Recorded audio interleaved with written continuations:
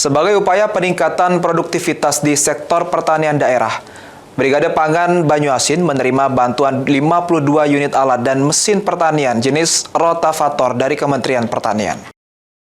Tuhan kami, jadikanlah kegiatan ini kegiatan yang membawa barokah dan nikmat.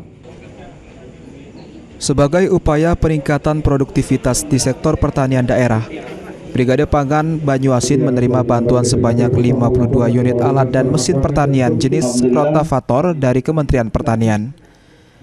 Bupati Banyuasin, Askolani berharap agar bantuan ini dapat dimanfaatkan sebaik mungkin oleh Brigade Pangan Banyuasin untuk mendukung kegiatan pertanian, khususnya dalam pengolahan lahan yang lebih cepat, efisien, dan produktif.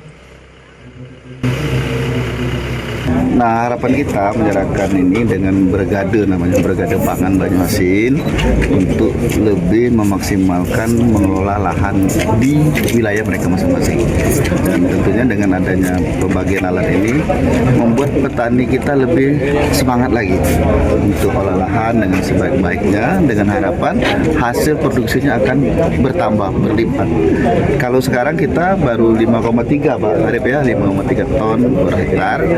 Dan harapan kita dengan olah lahan yang modern dengan menggunakan teknologi ini dan akan memicu peningkatan produksi padi kita di dalam wilayah Kabupaten Banyuasin.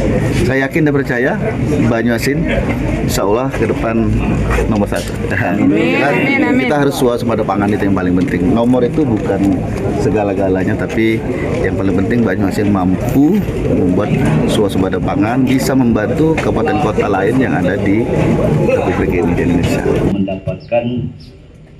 Askolani juga menekankan pentingnya pemanfaatan rotavator ini untuk meningkatkan indeks pertanaman serta produksi padi yang menjadi komoditas utama di Kabupaten Banyuasin.